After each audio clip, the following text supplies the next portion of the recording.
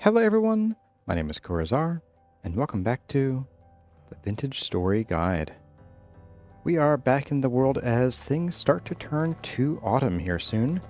We have leaves turning yellow and orange, the grass is getting kind of brown. Our crops are still growing, we have plenty of growing time ahead of us, probably till mid to end October, which is perfect. And as you can see, I've been a little bit busy here between episodes. I have finally put the last of our 8 windmills up, and that should give us basically enough torque to run the Hammer and probably all of our different machines at maximum speed. So we're getting moderate breeze, and this is going pretty darn fast for a moderate breeze. So yeah, pretty cool. I've also been keeping up with some iron production here because I want to transition into more steel production so that we can get some more ingots and more tools and more options. Last episode we built a good chunk of the second floor of our house here, and we now have an actual hallway here. Watch your head though. And it is fully enclosed except for that end, which will become the entryway to the barn at some point. And we even have a little room up in our tower here, which doesn't really have a lot of space for anything, doesn't have much floor space at all, but I think it's kind of cool to just have this spot here. And I'm really enjoying the fact that these ladders exist. This is a really nice addition from QP Tech. So I'm really enjoying this, and this is very handy in getting up here to put our last 2 windmills in. Now, in case you're not aware, I have some exciting news for all of you, and that is just a couple days ago, Tyron posted the 1.19 release candidate 1 version of Vintage Story out for download, and so it looks like we will soon be able to update to 1.19. Now, I will not be updating until we have at least 1.19.0 stable. That way we can be mostly assured that it won't break anything. And it'll also give some time for any straggling mods to catch up with the development of the game. But I'm looking forward to that and looking forward to exploring some of the new 1.19 features. I wonder how many deer we'll get growing around here. Be pretty cool. But as I showed you earlier, I am continuing on with the ironworks and progressing to steelmaking. And that is going to be the topic for today's episode, because we have been using these Tier 1 refractory bricks, and they're okay. But I wanted to show you some other options that you have, and how you can improve these refractory bricks, as well as what's needed, and what else you can find along the way. So I believe I've mentioned before, here we go, that these bricks have a 90% chance to survive a firing, which means that on average, you'll lose about 5 or 6 blocks of bricks from each of these, which generally break down into about 1/2 blocks worth of bricks. So you're not like losing an entire block of bricks at all times, you're losing about half a block every time one breaks. You can have bricks that have only a 5% chance of breaking, and even bricks that have only, I think, a 1% chance of breaking by adding some new materials to them. And we have a little bit of one of those over here. Right in our glass box, we have 5 olivine that I think I picked up off the ground. I want to say from down here by our luxuries trader. So we have some olivine here we can check out. We also have some olivine a bit closer to home down here through bear territory. There's a little hillock of stone sticking up here, and there was some olivine at ground level. So we can check one or both of those out today. And if I can get my pickaxe out here, my pro pick, we do have some ilmenite, which is the other material we might be able to use. We only have some poor ilmenite here, but I looked down here near our jasper translocator, and over to the west we have some 0.6 poor ilmenite. And that might be worth looking around that area to see if there is any higher concentration. In short, if we add olivine to our bricks in addition to the bauxite, quartz, and fire clay, then we'll get bricks that have a 95% chance of survival for each firing. Those are called Tier 2 refractory bricks.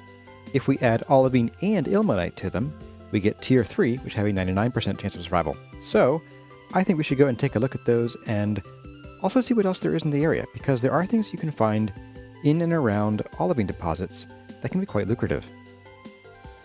Alright folks, we are about here.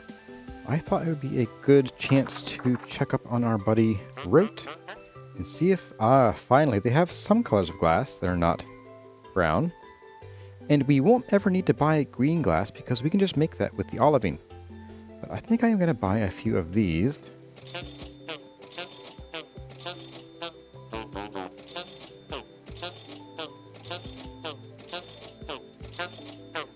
And some of these I am going to keep, but also I'm going to sell to our furniture traders. So we now have 1 stack each of red and blue colored glass. Pretty cool stuff. Now our olivine that we found is right up this way. And here we go. It was right down here. Yeah, there we are. Olivine bits. And we can, of course, just pick this up off the ground. Oh, that's not olivine. That's the evil greenstone. And let's head down into our little cave down here. And I don't recall if this cave had any peridot in it. Let's find out. Let's just break one of you. Don't worry. There's plenty of this in here. We have huge amounts of olivine, but no peridot. Okay. Well, I'm going to go ahead and dig some of this out here. See if we can get farther down and find some more peridot, or any peridot. If not, I did actually poke my head into a cave along the way and found another olivine deposit that did have some peridot readings. Now, these deposits can be mighty large, kind of like quartz deposits, or maybe even like hematite deposits. They can get massive.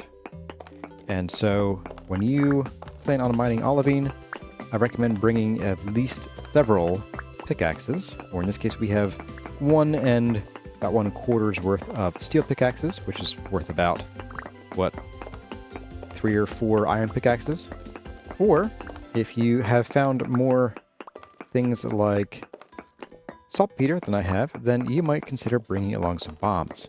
However, there are some things in olivine that you want to be careful about bombing, because you can find a higher rate of olivine crystal geodes hiding in these. And so you don't really want to blow this up unless you don't really care about the crystals, in which case, by all means, don't let me stop you. But in general, if you blow those up with a bomb, they are likely to destroy the crystals that are inside if you don't know they're already there. Or if you do, I suppose. As you can see, we are already this far away from where we dug down, and it is showing no signs of letting up. This is an enormous deposit. Let's see if there's any peridot in this area. Nope, just olivine. Okay. Well, I'm going to grab some of this, but I think I want to head back toward home and check out that other olivine deposit, because I want to get some peridot out of these guys too.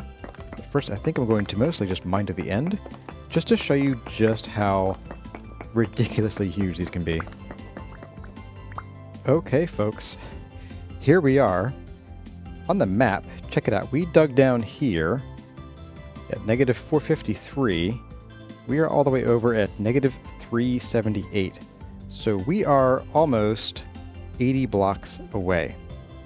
Now, I don't know if this is wider than it is long, longer than it is wide, or completely circular, but man, this is an enormous amount of material. So if we needed to, and we need a lot of olivine, we could come here and probably never run out. We could build a cathedral of nothing but green glass, and we would have olivine for days. This even keeps on going here, albeit a little bit ragged at this end. We're about at the end here. So yes, we are about 80 blocks long here.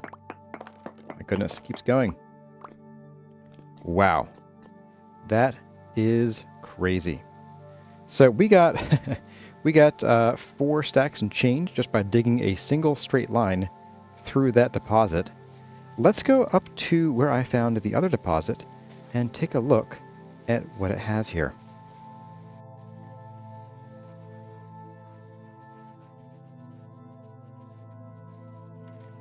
So here we are. As you can see, we are not too far away at all.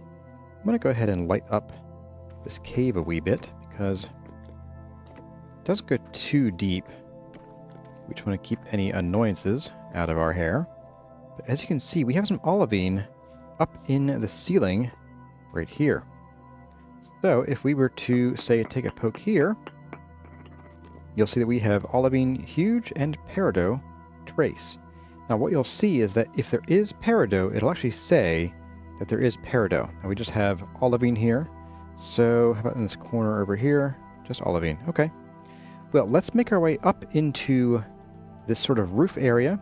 I'm going to mine out some of these because we are going to need like a nice place to have a floor you can stand on, and we drop a bed here so we can stay the night. But once I have this ready, we will take a look up there and see what there is to find. Okay, so we have a pretty narrow start here. Not sure if this will open up or not. I'm going to take a poke around and see if we can find any of the blocks that say they have some peridot in them. And I see one already here. Here we go. So you can actually tell, unlike some other blocks, that there is peridot because you'll see these little yellow speckles mixed in with the olivine. So here you have a bunch of high-grade peridot. And if we were to mine this, then we will get a peridot gem. Now, even though it says grade high, it doesn't mean that you're going to automatically get a high-grade gem or high-potential gem. It means there is a higher chance to get one, but we got 3 medium potential gems, and that's not bad. So yes, those are some of the cool things you can get from these olivine deposits, but not every olivine deposit has peridot, and not every olivine deposit has any crystal geodes in it either.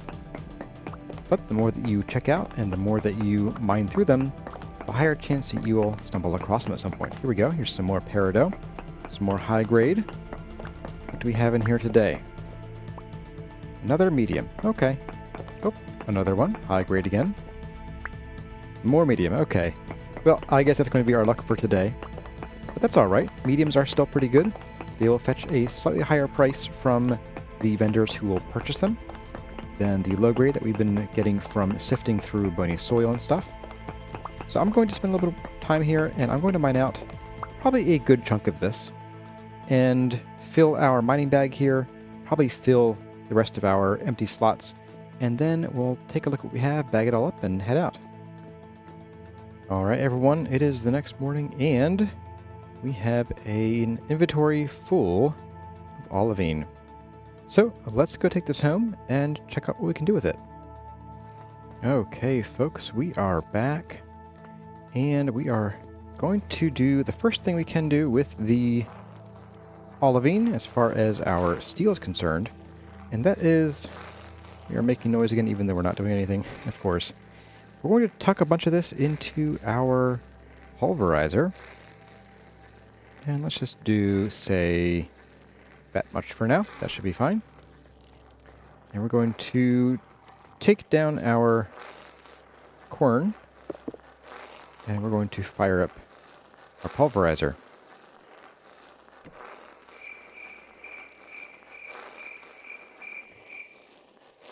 Right. I have to press the button first. Boop. There we go. So as you can see, oh my goodness. It is being spat. What is it doing? Okay. So here we see the first issue we're going to run into is that we have bronze pounder caps on our pulverizer. I'm going to turn this off because this is very noisy. Whew, there we go. We have bronze powder caps on our pulverizer, and instead of spitting out crushed olivine, it is spitting out regular olivine. That means that we need to have a higher grade of pounder cap on our pulverizer before we can do anything with it.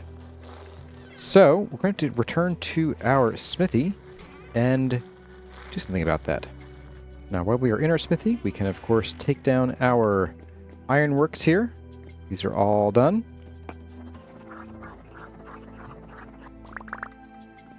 And did you know that you can put olivine directly into a bloomery and you can fire it to make green glass?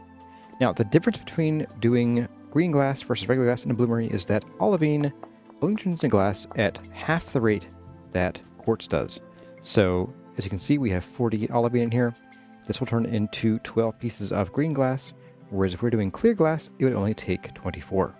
But let's go get us some kind of fuel. Here we go. It, of course, takes 6 fuel, just like basically every other operation in a bloomery. And we can light it, and we can come back later, and we can get some green glass. Alright, so if we were going to just be processing olivine, normally I would say grab your iron ingots and heat them up. However, because I know it's going to happen later in the episode, and we're going to get some ilmenite, we're going to need steel powder caps.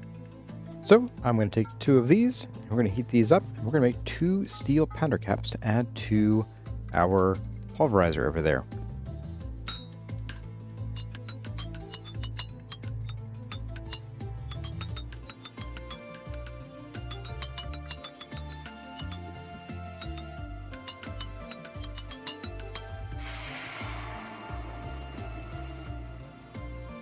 Alright, let's get down here and let's fix up our pulverizer.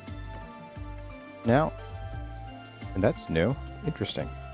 So previously, at least I thought previously, you had to tear apart your pulverizer to replace the cast, but apparently they will just swap out now. That's pretty cool. I like it. So now if we make sure we still have stuff in here, and we do, I believe we have 2 in here. Let's take 2 out, just like that. If we go ahead and fire this up, then we will now get crushed olivine out. I think the first 2 were in there still thinking it was bronze. Let's put this guy back up here. But now, as long as we stay in the area, this will output a lot of crushed olivine. I'm going to let that finish, and then we'll move on to the next part of today's episode, which will be Ilmenite. But before we do, I do want to note that we're sitting here with this supposed blue cheese seller, and I'm not sure what I'm supposed to do here, but I do have 4 wheels of uncured cheese that is 33% spoiled, or that are 33% spoiled. I don't know if I should wait for them to turn into blue cheese by spoiling, or if they're just going to disappear when they spoil. So I guess we'll find out. If anybody here has made blue cheese, let me know if I'm not seeing the right thing, because I might be doing something wrong here. And if I am, I'd love to know, because I am still milking our sheep so that we can try for more cheese. I have some working right here, in fact. Alright, it's been a good part of the day. I don't hear any more crunching. So I think we are golden, yeah. And nothing left up in here, I don't think. Hopefully not. Okay, let's turn you off. Whew. There we go. Okay, so it is about 5 in the evening. I think it's time for us to start packing, and then in the morning, we will set out to go on a journey to find some ilmenite. And I am thinking I want to go down here to Jasper, and we'll head out to this area over here. Again, if I can get my pro pick out. There we go. We have poor ilmenite, which I think is pretty good. That's actually decent for what I've seen. And on the way, we can stop at these 2 red trees. I think we've covered them before. We haven't gotten any seeds. They are just red maples. They're called Crimson King maples. And they have nice red leaves that I love to have for decoration, both for trees outside and for keeping in little pots as bonsais. And so let's go see if we can get some seeds from those things. Ah, but I forgot. We need to go over the peridots that we got here. So we ended up with a total of, let's see, 14 peridots. 13 peridots. I can do math. We have 3 low potentials, 8 medium, which is pretty good, and 2 high. But I want to go put these away. I'm going to fix up our inventory so that we are ready for some more mining, which means putting away all of this olivine and finding out what I'm going to do about all this extra glass I have going on here. And then in the morning, we will set out on our next adventure. Alright, good morning everyone. We are heading down to, I think this is where Jasper is. Yes, Jasper is this way. Let's go, and we're going to say hi to Jasper. I didn't bring anything to buy from him or sell to him. That's okay. I do just like to keep tabs on what my traders are buying or selling in case I have something that is going to need to be done, or if I happen to have, like, hey, here's a treasure hunter trader selling some of the food vessels or tool vessels that this guy wants. So, ooh, a good deal on those. Good on forage. Okay. Alright, so let's go over and say hi to these 2 trees here. And then we will head down to where that ilmenite reading came out. And we'll see what we can find there. Okay, folks, here we are. Oh, of course there's a bear over there. I hear bees. Let's go see some resin. We're not here for resin. I don't care about it too much right now. Let's see if we can get some seeds from this tree.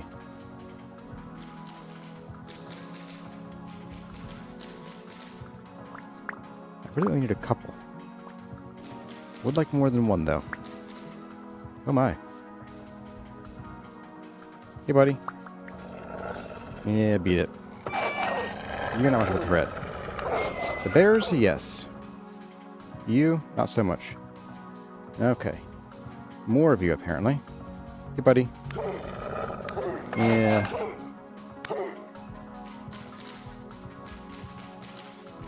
I think 4 seeds should be enough. So, with that being said, let's get out of this forest. Forests are terrible. And guess who was a dummy and didn't bring along a fresh pro pick? Yes, that's right. Your resident Kurazar. So we will have to be a little bit conservative with this thing here.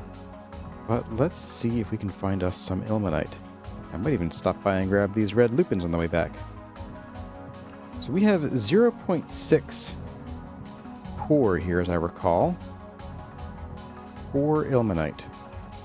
Poor Ilmenite. So sad.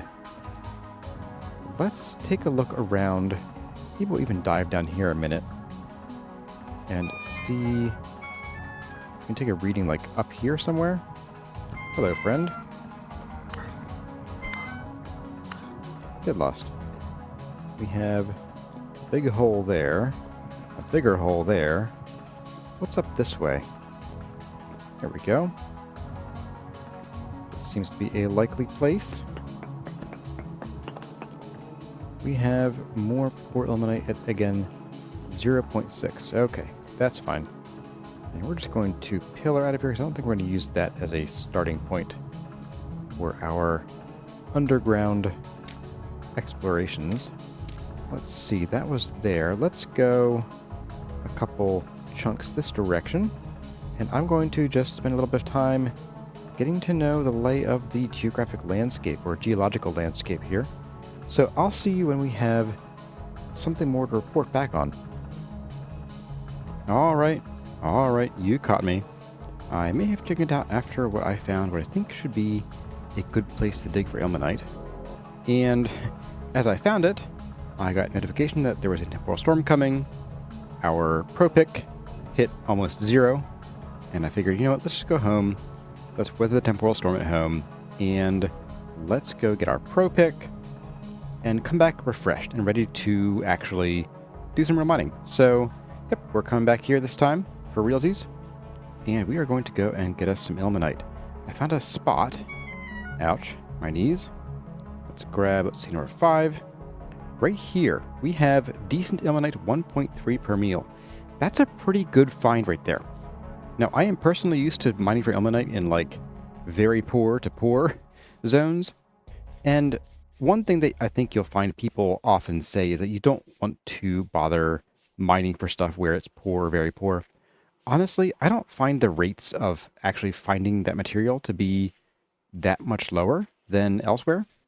So if all you have is poor, I say go for it. I mean, that's where we found our cinnabar after all. I'm going to mark this pear tree, and if we have space on the way home, I'm going to grab some more pears just in case. Now, there was that bear that we saw earlier, and I fought off a whole host of wolves as I was emerging from my hole. Actually, as I recall, it was as I was finding the spot to dig down. So in theory, there shouldn't be a ton of things to come kill us. What are you?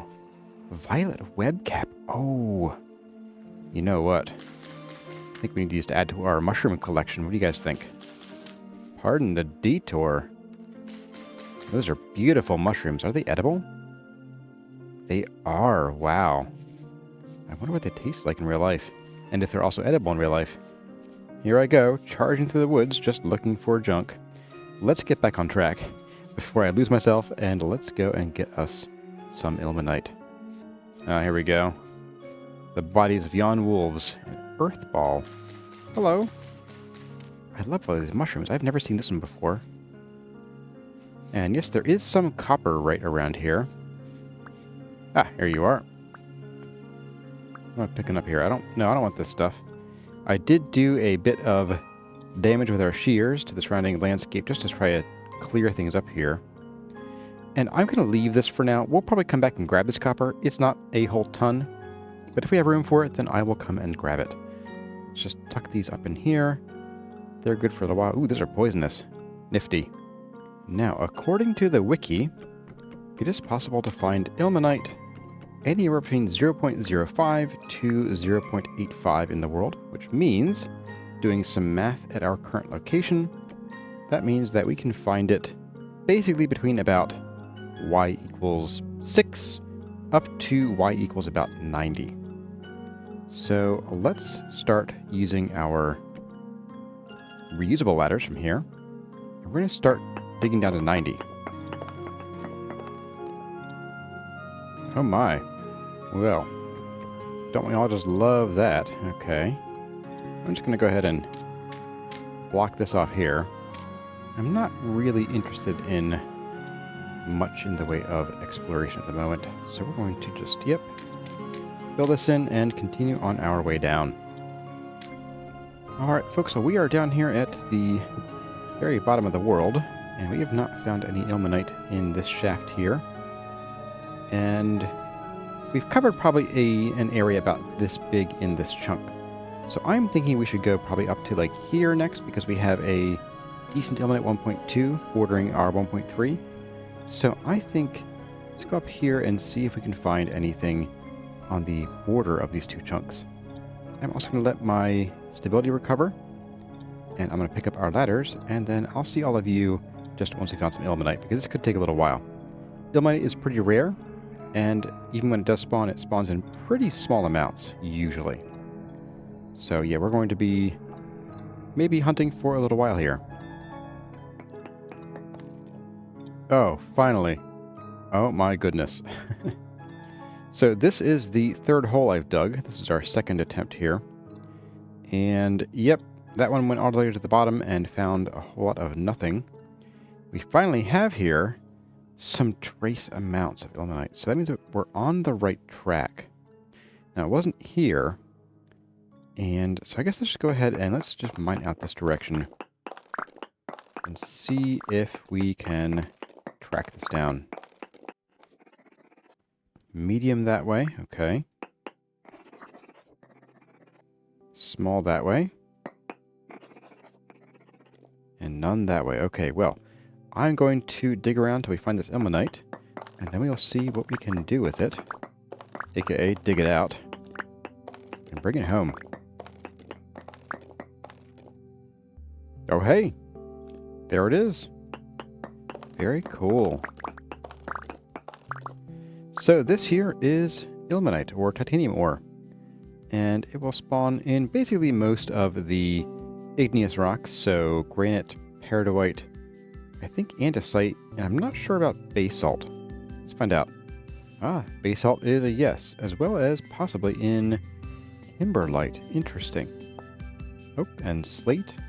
Okay, so those 6 rocks, we have andesite, granite, basalt, peridot, phyllite, 7, slate, and kimberlite are the kinds of rock that you will find this spawning in.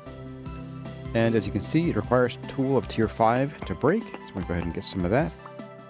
And here we have it right here. Now, as you see, we have medium ilmenite, and it says when pulverized, turns into 1.3 crushed ilmenite. What that means is we will get 1 ilmenite, or 1 pulverized ilmenite, and then we have a 30% chance of getting a second piece. So, a bit better than a 1-to-1 ratio. And it says we have large amounts here. Let's go ahead and see how much we can get out of this deposit here.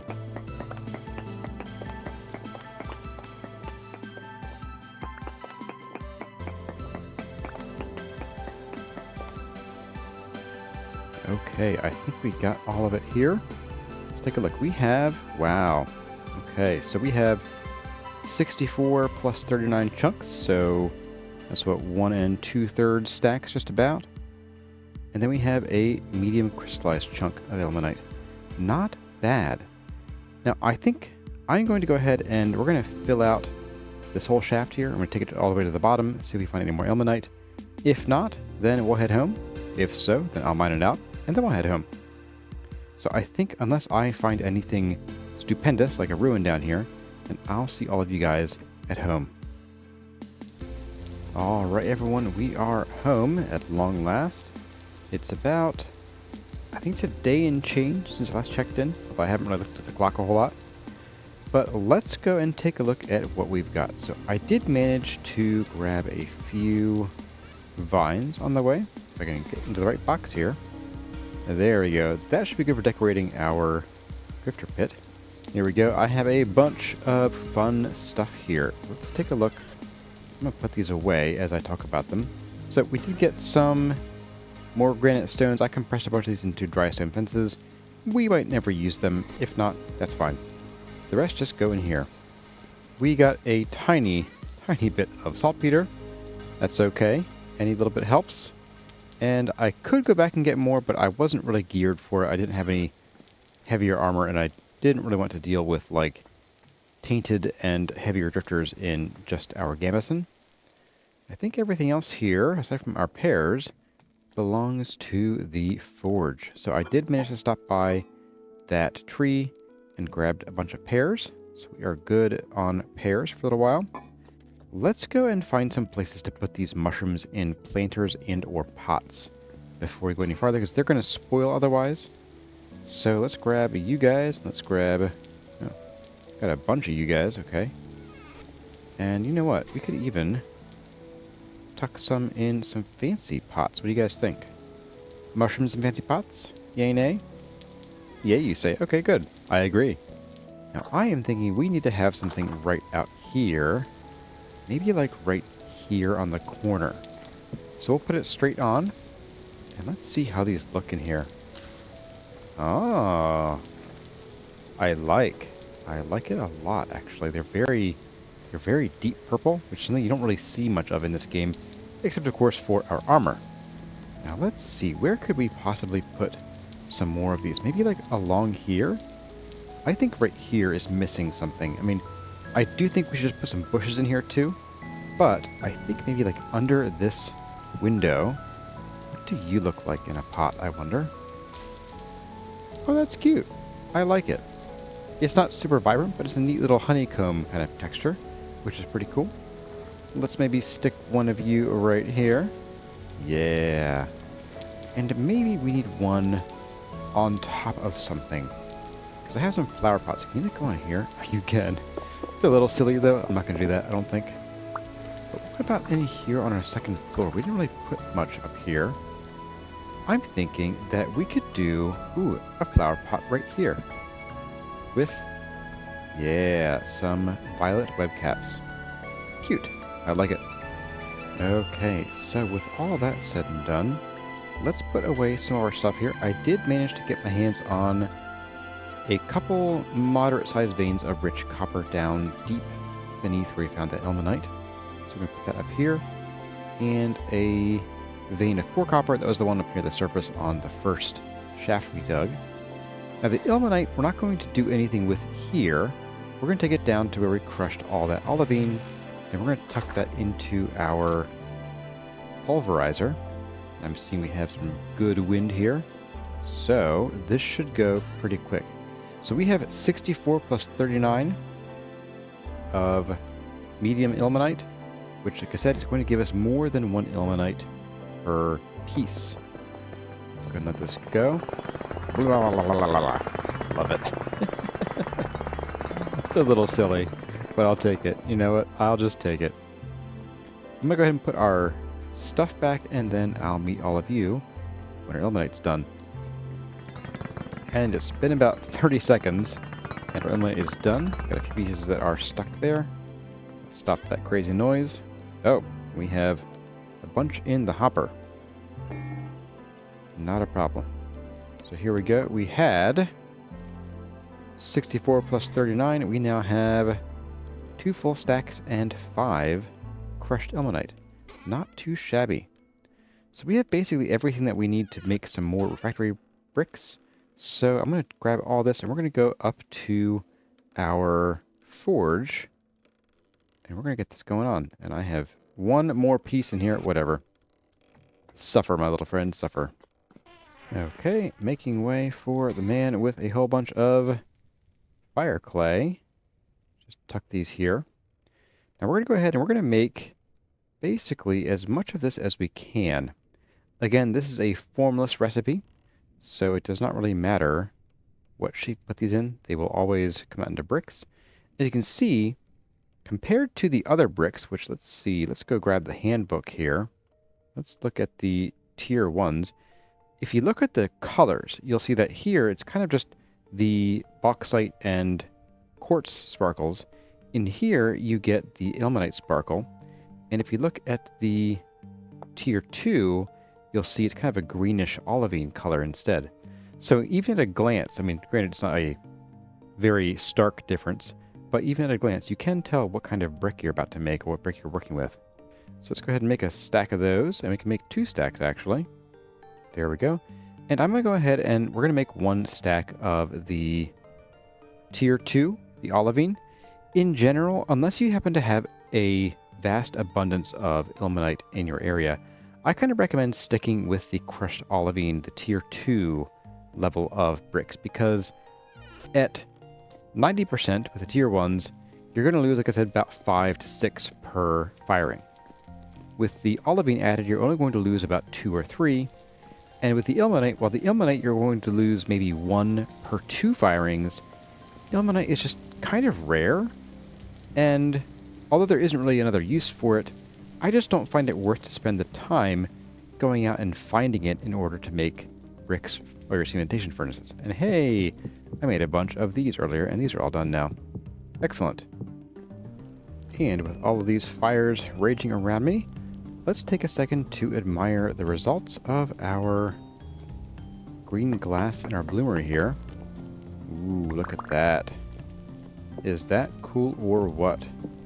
Green glass galore. And again, just like with our other glass color, we can throw some green glass in there. And we should have gotten our clear quartz out, but I find that if you go to add another clear quartz in, or basically any other color of glass, you end up getting the original one back out too. A little silly, but there you have it. So put that down. Let's grab this clear quartz here. We tuck this in. As you can see, we still have clear quartz glass because there's one in there now, and the one that was in here in our hand, well, it got not necessarily duplicated, but I think got replaced by the one that was in here previously. But yes, so you can make your own green glass, and no need to buy it from the electrical goods trader, although it is a bit expensive to make because of all the olivine that goes into it, and of course all of the fire clay and the coal of whatever type you're going to use. Well everyone, that's going to about do it for today's episode of the Vintage Story Guide. I hope you enjoyed this exploration in the advanced materials you can use for your cementation furnaces, and how to get them and what to do with them, as well as their alternate uses. I am very much looking forward to 1.19, and I can't wait to see what kinds of new things we can experience in that version of the game. I imagine for some things we'll have to go a little ways away from our home to find them, but I guess we will see when that happens. If you enjoyed the episode, let me know by leaving a like or leaving a comment in the section below. And I'd love to have you subscribe if that's your thing. As always, my name has been CarryOn. Thank you all for watching, and I'll see you in the next one.